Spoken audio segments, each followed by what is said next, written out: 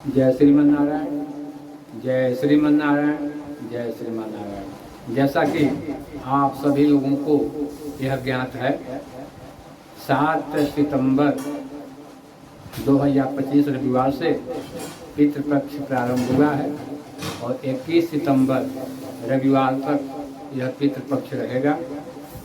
इन पक्षों में स्वयं के लिए, सपरिवार के लिए अथवा पितर लोगों के लिए यदि हम कल्याण की भावना, कल्याण की कामना करना चाहते हैं तो हमारे आर्ष ग्रंथों में अनेकों पुराण हैं, उपनिषद हैं, महाभारत आदि ग्रंथ हैं।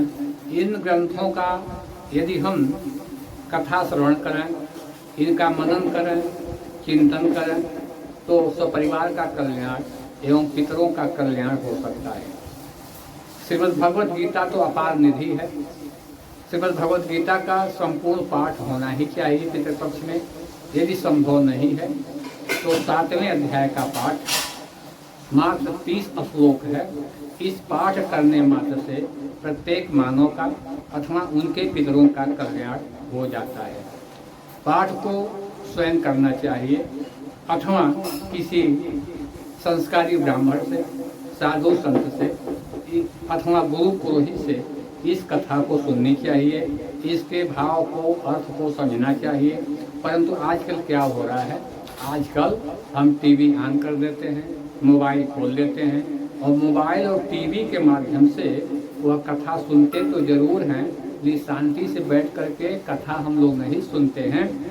उसी दौरान हम शौचालय में चले जाते हैं, हम स्नान घर में चले जाते हैं, हम भोजन करने लगते हैं, घर का काम देखने लगते हैं, ऑफिस का काम देखने लगते हैं, किसी को बोलने लगते हैं, किसी को डांटने लगते हैं और ऐसा हम लोग अनेक तरह के कार्यों में, घर के कामों में व्यस्त हो जाते हैं, जिससे ज्ञान तो हो सकता है लेकिन जो लाभ मिलना चाहिए, जो भक्ति मिलनी चाहिए, वह लाभ हमको मिलता नहीं है। जैसे टीवी के और मोबाइल के चलचित्र में अनेक तरह के पकवान, फल इत्यादि व्यंजन आदि दिखाई करना पड़ते हैं, परंतु उससे देखने मात्र से उदर की पूर्ति नहीं हो सकता है, पेट नहीं भर सकता है, हम संतुष्ट नहीं हो सकते। जैसे चीनी चीनी कहने से, गुड़ गुड़ कहने से, मिठाई मिठाई कहने से,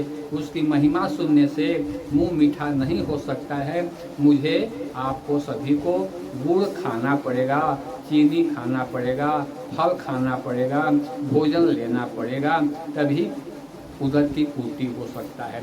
उसी प्रकार से यह जो गीता है, भागवत है, उपनिषद है अथवा जो भी आर्ष ग्रंथों का जो भी पुराण है, यदि हम उसको स्वतः नहीं पढ़ते हैं, किसी साधु संत ब्राह्मण से, किसी पुरोहित से, किसी गुरु से यदि हम श्रवण नहीं करते हैं तो उसको टीवी में सुनने से, मोबाइल में सुनने से कोई लाभ नहीं हो सकता है। मात्र टीवी का ज्ञान टीवी में ही रह जाएगा, मोबाइल का ज्ञान मोबाइल में ही रह जाएगा। यदि अपने आचरण में नहीं आया, यदि अपने मनन चिंतन में नहीं आया, इसको सुनने से न सुनने से कोई अंतर नहीं पड़ सकता है। जय श्रीमन नारायण, जय श्रीमन नारायण, जय श्रीमन नारायण।